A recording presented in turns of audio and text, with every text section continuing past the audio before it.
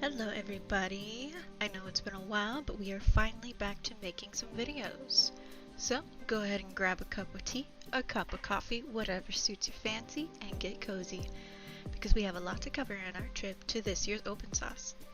If you don't know what open source is, it's a convention created and run by William Osmond where people who have projects or create projects can go and show off their creations, but more on the scientific side of things. A science fair for adults, if you will. Last year we drove down from Seattle to San Francisco, which was a whole 12 hours of driving, not including breaks and driver swaps, which was fine. It was fine. Our car totally didn't die when we got back from the trip. So, regardless of the long drive, we had so much fun at Open Source 2023. We got to meet Michael Reeves, we saw a giant robot walk, and we got really close to the Giant Among Us booty. I would say that's a 10 out of 10 in my book.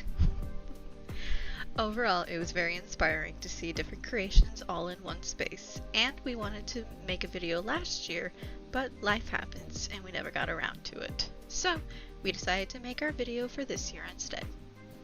We thought about it for a while over the last few months, and we wanted to find a way to combine both of our skills to create something.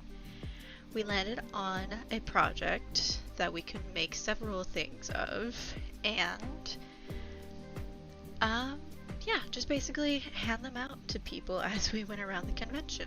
So we decided to cast metal coins by hand.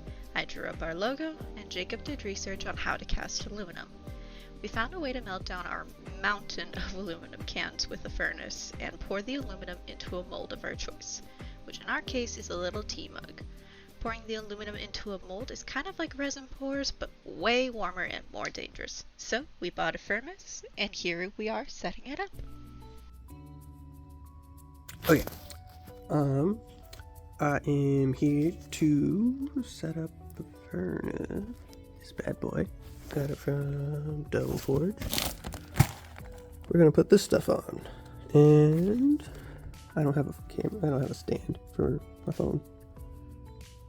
So, this will be fun. I've already got the water. It says 385, and this is the 550 grams for 15 minutes. So yeah, that's what we're gonna do today. Already got my water. I got my stirring stick. I got gloves on. Yeah. I don't know how to do this. I don't know what I'm doing.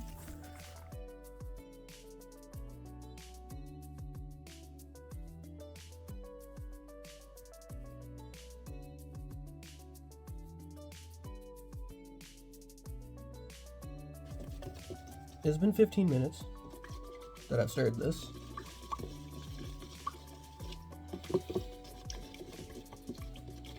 And it's very liquidy. I thought it would like solidify or something. It didn't. Also, use a bucket if you're doing this.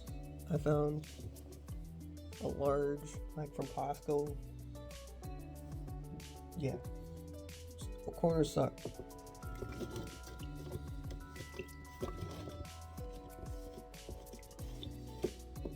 Use a circular container.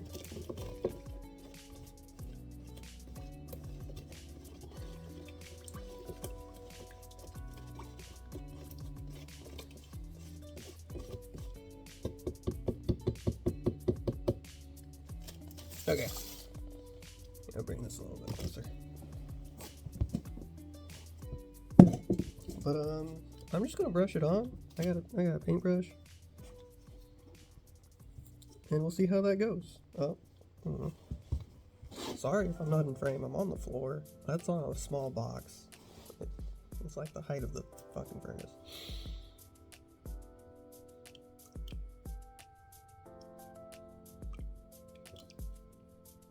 I guess we just... Oh wow, okay, yeah, that does work.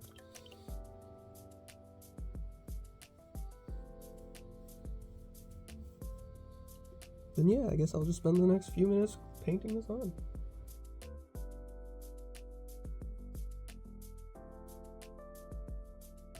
I also have no idea how thick this is supposed to be. Like, am I supposed to just lather it on there? Am I just supposed to make sure it's brown now? So I'm just gonna keep doing this until I'm out of liquid.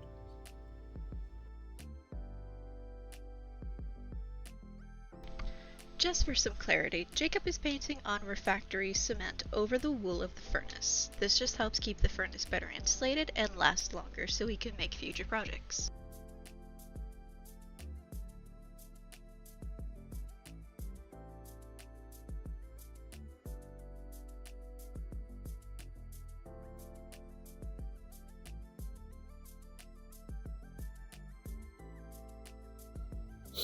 Okay, well that's the first coat done. I've got like a quarter of the liquid left. So I guess I'll just keep going around. Make sure I double up on any parts that I missed. Yeah.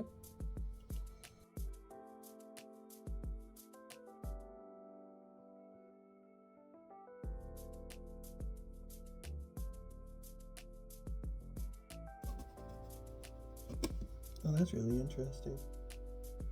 So it did harden at the bottom, but it's also still malleable?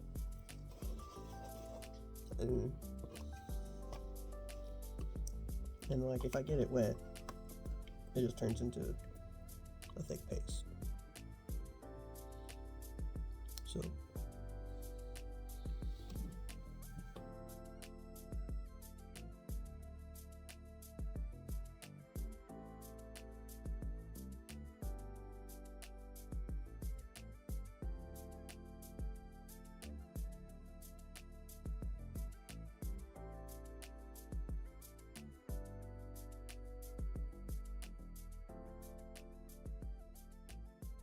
yep. All right. Well, that's that. Dried weird on my fingers, on the glove. I don't know if the camera could pick that up. Not in this bad lighting. It's like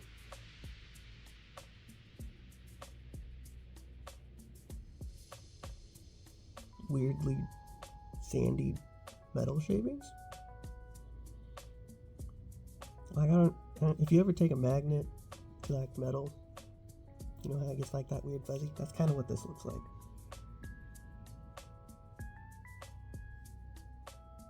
Anyway, that's all I got in his bucket. I'm gonna clean this up a little bit so it doesn't have, you can't really see it, all that. I'm gonna clean all that. And then it's supposed to sit for a day to dry. But it's raining, so I might make it 2.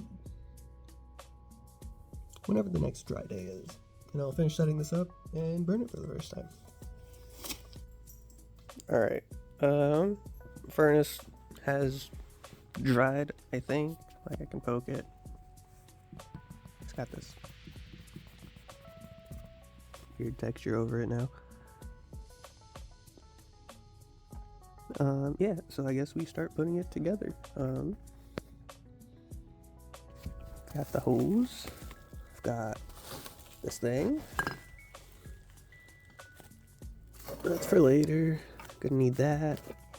Need this. Crucible and brick are over there. And I think that's it.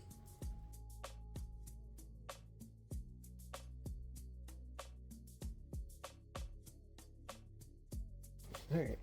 And it's supposed to go flush to that in there. Does it matter which way that points?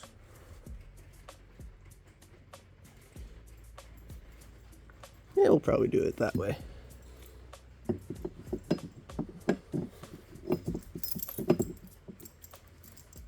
Did I not unscrew them far enough? Do I have to do it a little bit further? There we go. Alright, all the way in. And I'm gonna need 2 hands for this, so I'm gonna... So that's about there, and it's supposed to be flush to the cotton, so about there. I should have grabbed a wrench. Well, it's flush with the insulation, but it's a round piece going, it's a flat piece going into a round piece, so it's never going to be exactly flush.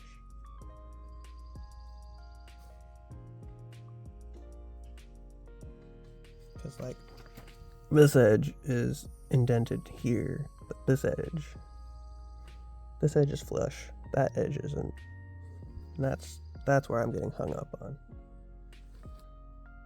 But I think, because if I was to make it flush with the other edge, the edge that is flush currently would be sticking out, and that would be a big no-no. So I think that's all we got. So I'll give these, make sure I tighten them all.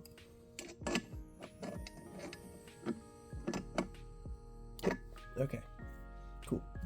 And that is somewhat centered. And then we take this.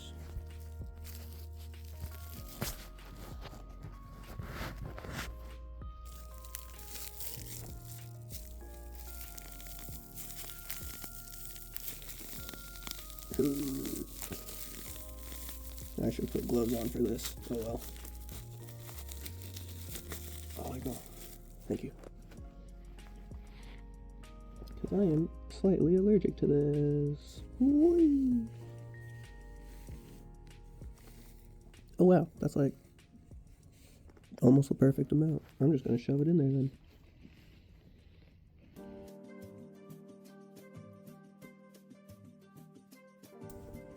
Okay. Well, I focused on the valve instead of the wool.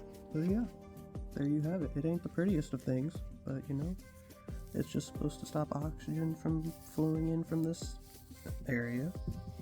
And I think that would do.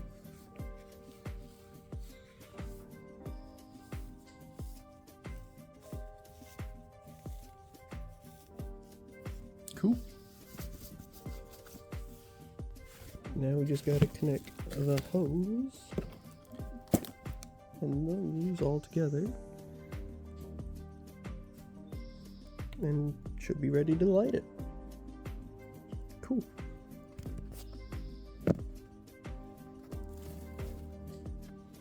I don't know where I'm gonna put that for this, but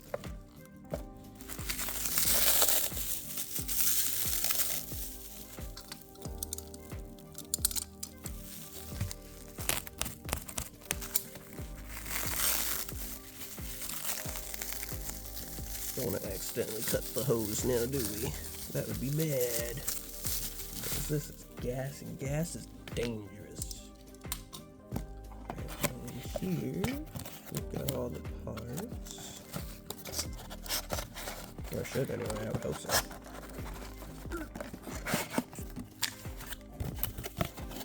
Okay, nothing else in there. Alright. That goes on to the tank.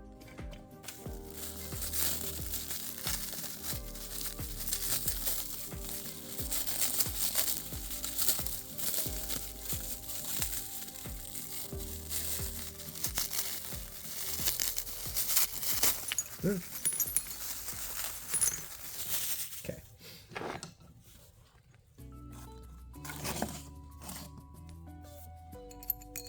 All right.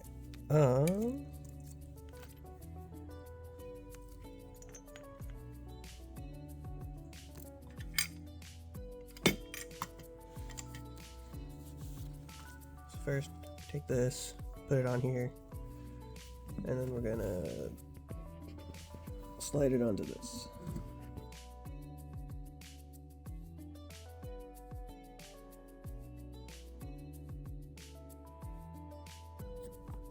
There's really only one way. Oh, you didn't even see that.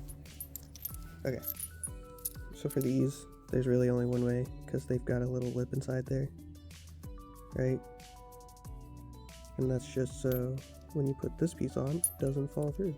Let's see if I can do this one-handed. So you can see it. See it. Just follow it through the lip. And then there you go. Can't fall through. See? And then that's gonna go there, I do believe, because it won't fit over that.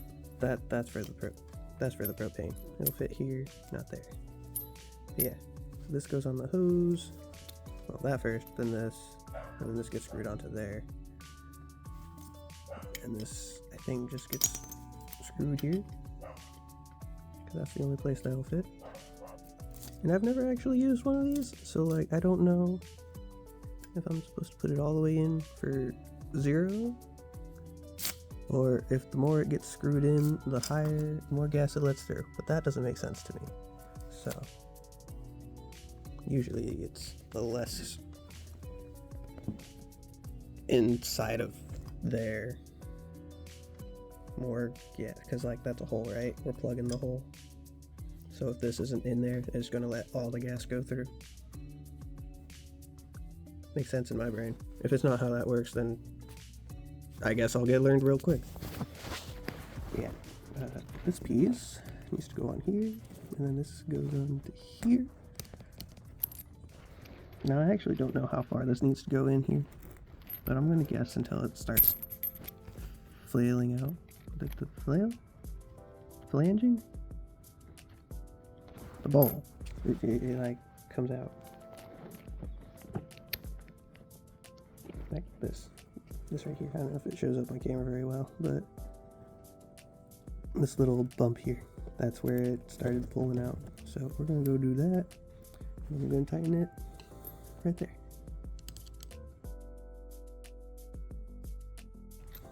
So that's actually a lot more slack, extra, than on the other side. Hi, Tucker. Hello.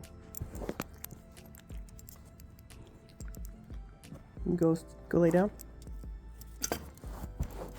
Thank you. No. No, you're wet. This can't get wet. Yeah, I'm gonna tighten this a little bit more.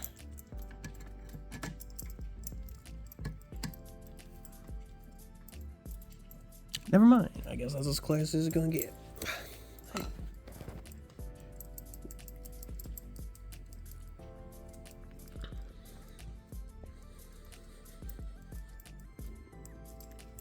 It's wet. Get off. Okay. Next up is just screwing this on. That's gonna be, yep.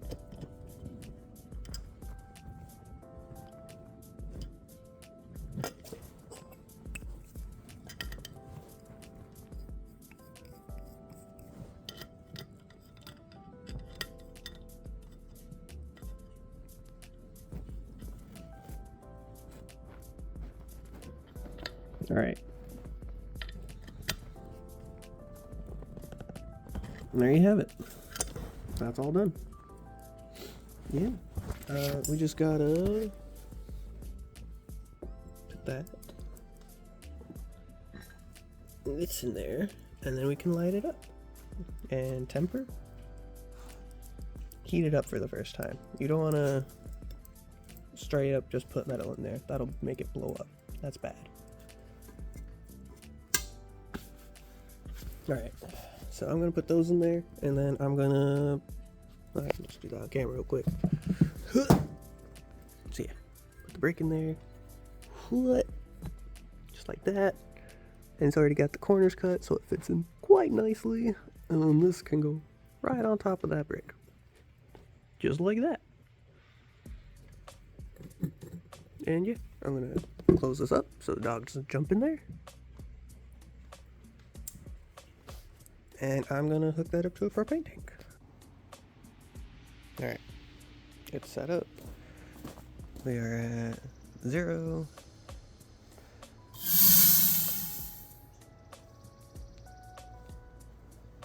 I guess it goes this way.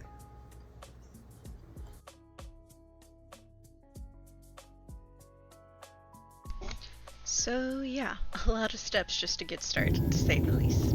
The reason why we want to prime the crucible before we start melting down, though, is to draw out any moisture within the crucible before introducing any kind of metals to it. The moisture can create an explosion, as the water will instantaneously turn into steam and expand, causing a grandiose splash of molten metal, and no one wants to be anywhere near that if that does happen. So we let this sit for a bit, admiring the glow of the furnace as it changes colors, and after that we were ready.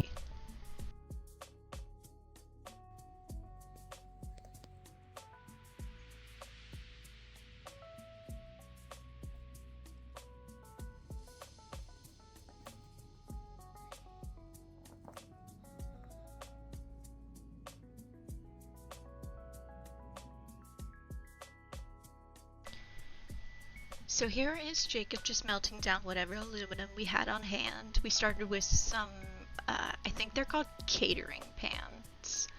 But otherwise, we just melted down a bunch of soda cans and beer cans, anything really that we could find around the yard. But we decided to save a bit of time doing it this way, where we melted down our cans and poured them into some muffin tins.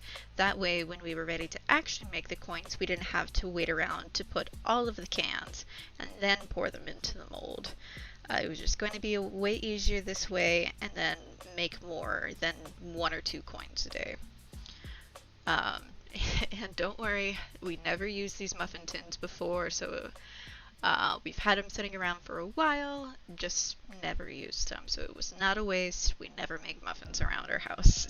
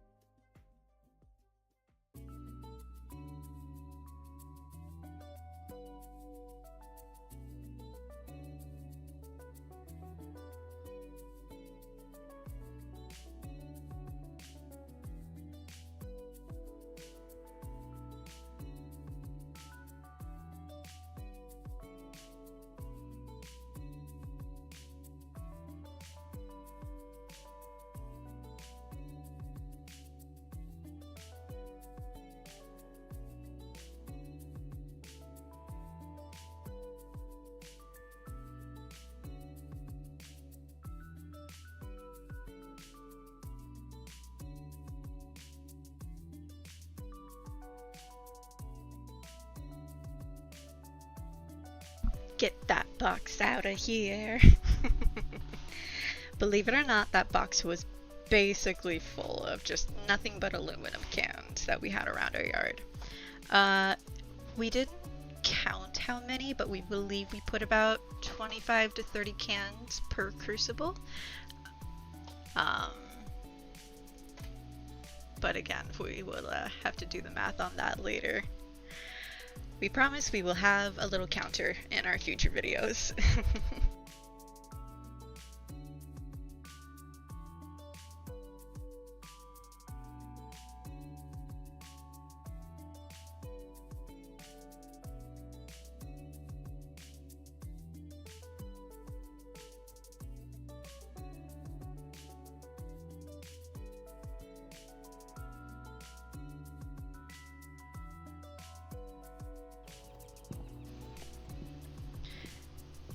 So here is where we are pouring. We put it onto this metal slab just to make sure that we're not putting the crucible right onto concrete that could potentially be wet.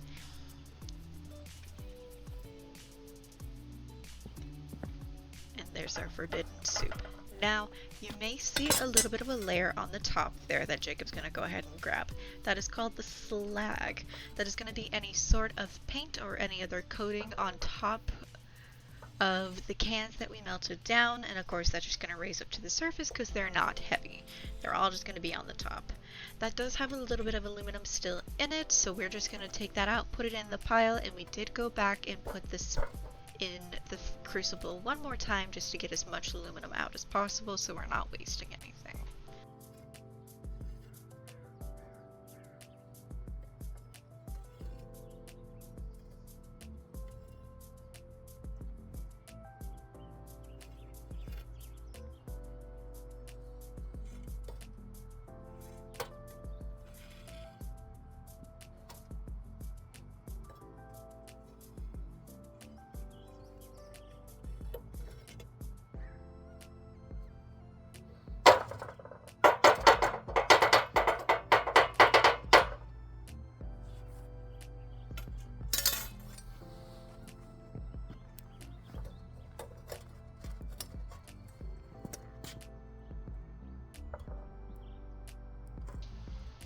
There's the pour.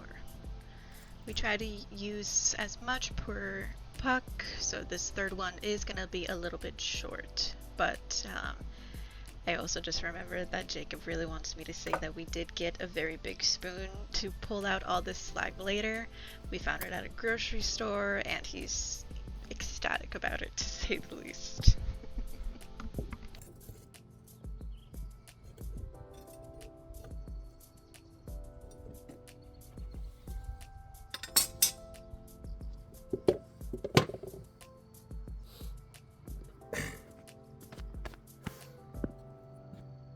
Alright, well that's done. Alright, I don't want to get too close, but I can zoom in. And there's like bubbles. Never had that happen before. It's like actively boiling over there. Anyway, anybody know what that is? That's cool. Let me know. This was the only time we ever had that bubble situation, so again, if you know what that was, just let us know. So now we can go ahead and move on to the coin making process, which we have to start with our flask. The flask is a box that you place our mold into, just so you have a way to pour the metal into a contained space. We are not fancy by any means, so we just made our flask out of wood pieces we found around the shop that we were using and slapped those together to make 2 boxes. The bottom piece holds the mold, and the other top piece is where we pour the metal into it and let it float into the mold. Speaking of the mold, we did go through a lot of variations of the pattern, but we'll go over that in just a bit. So, you'll notice that we put in a lot of other pieces around our coin mold. These will just help make the process pouring the metal to make it cleaner in a way in the end, rather than if we just poured it into a direct impression into the sand. So the longer piece at the bottom is our runner, and that is the pipeline to our mold to the rest of our pieces, and we strike the top to flatten out and move to the top part of our flask containing our mold, gate, spin trap, and our sprue. We pack all of this in with what we use is red sand, and we can see Jacob taking those pieces out now where you can see those impressions. There's our lovely little coin, and all of these is just to help let the metal settle rather than splash everywhere. Which, of course, as we discussed earlier, we don't want these to splash. That's going to be our little reservoir where we pour it in, and we're going to take that little container there, and we're going to basically make a little trench into that hole, and that hole just goes all the way down the sprue to our runner, and then it can flow into our mold and settle in. So now all have to do is remelt down the pucks that we made earlier and preheat our tools to get ready for our first pour. Now, we went through many variations of our coin, as I had mentioned earlier. We really wanted the Chaos Cafe part of it to be on the cup itself, but our red sand would not let go of it, and it just stayed packed in there. So we went ahead and went with a thumb looking thing, and I decided to just paint it later to make it look like a cup. One other thing that I had mentioned earlier is moisture is something that we don't want to have when pouring our metal. You can see here that our boxes are not aligned for our very first pour. We live in Seattle area, and it rained a couple of days ago, so that concrete was a little wet. Thankfully, not too bad. But because our boxes aren't aligned, when Jacob does this pour, well,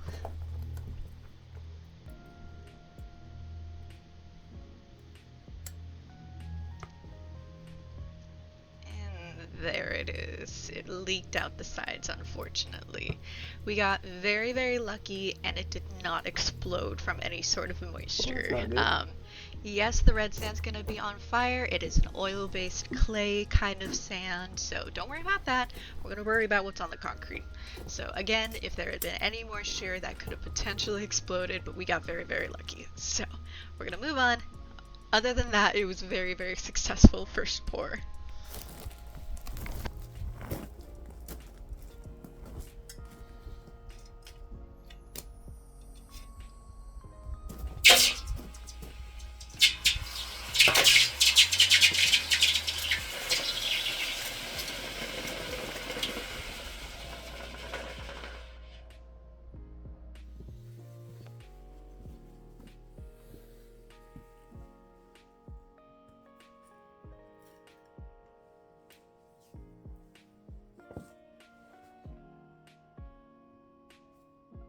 Alright.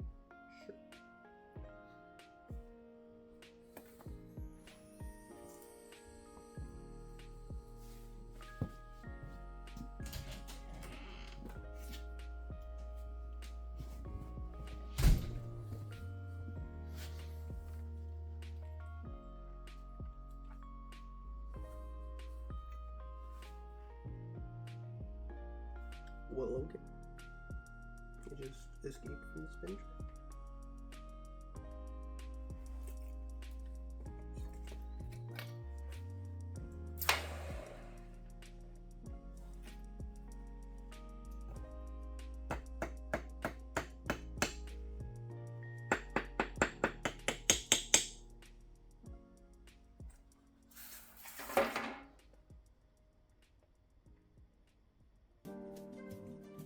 Exciting, was it?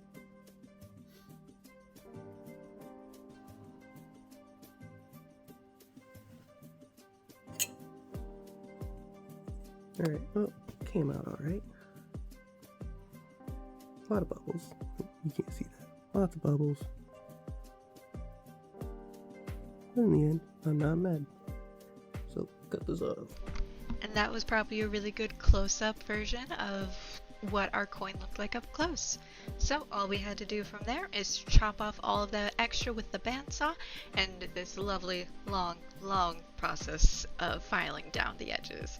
We're not fancy, like I said earlier. We had to hand file these down. If you've never had metal shavings in your hand, I don't recommend this. It's not fun. But we of course had to smooth it down. We didn't want any sharp edges around and cutting at either our hands or our guests' hands or anything like that. So filed it down, made it shiny, and we were also able to find these steel stamps where you can hammer in letters into the back. So we decided to go with that as well. You can see Jacob doing that here. You just take a hammer, you hit it, and it makes a letter. The hardest part was making these inline. You can't really see what you're doing too well. But you know what? For our first try, I think this one came out okay. If you got a coin that wasn't in line, I apologize. It's a learning process. And you can see all of that yellow as well, which is where I come in and make this nice and pretty. So I got to find these oil-based markers. They were really handy and they dried fairly quickly, so I was able to do these without too much drying time. And of course I have to make these color-coded. I don't know why. It's just who I be. So I tried to make each one of these coins as unique as possible. So if you got a coin from us, I do hope that you like the choices that I made. I probably thought about it maybe a little bit too much, but it was fun nonetheless. In total, we made about 20 coins, and it took us 2 weeks in total to do so. I think the most coins we made in a day was about 5. And again, if we hadn't have melted down those cans beforehand, I don't think we would have been as successful.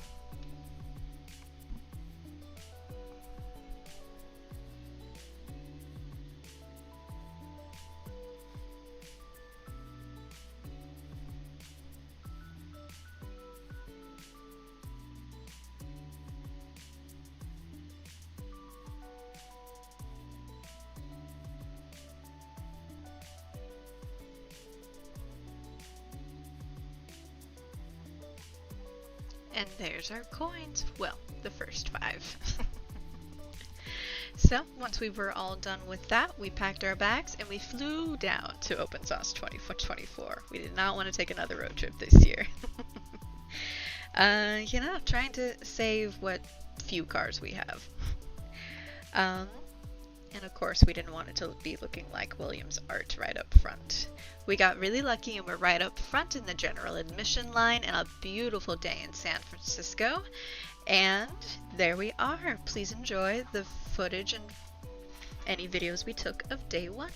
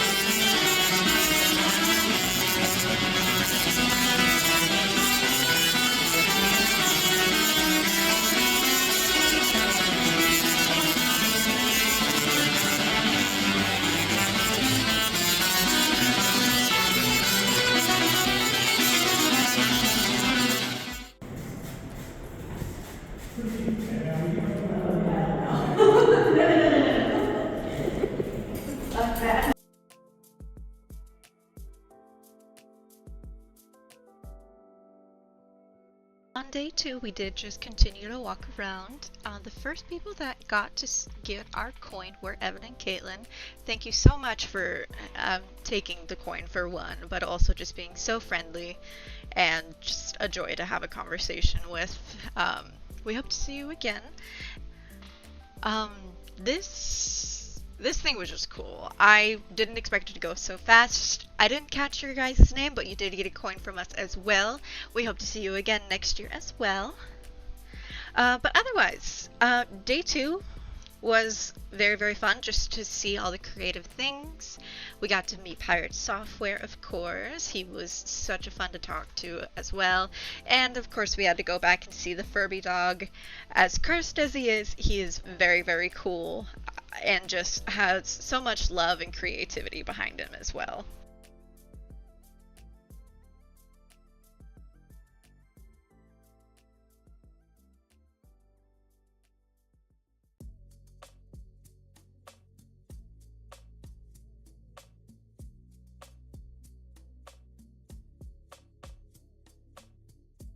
I also don't know the name of the gentleman. I think it was Will or something.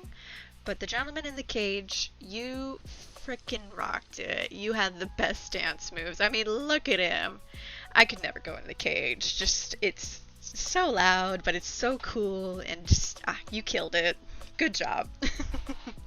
We also got a chance to try out the penny press as well. Jacob made this look so easy. He decided to go with their university logo, which is like a bull of sorts.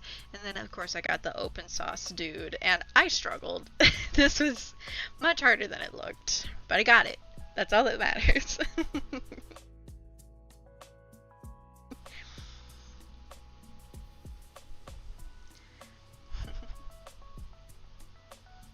And Jacob got me this tiny hat from the open sauce merch, and I was ecstatic. It's still, it's right over there actually in the room. And that's it. We had a blast this year, and I hope everyone enjoyed this video. We plan to cast more things in the future and learn how to make bigger, better things. So if you want to see more of that, click the subscribe button and comment below some ideas that you would want to see. We're very open, but we also do have plans for in the future of what exactly we want to do, so keep an eye out for that. Ring the bell if you want to get notified of when those happen. And of course, if you go to Open Sauce 2025, if it happens of course, you never know what could happen, we'll see you again next year, and hopefully we'll see you in person. Alright guys, have a good rest of your day. Bye bye!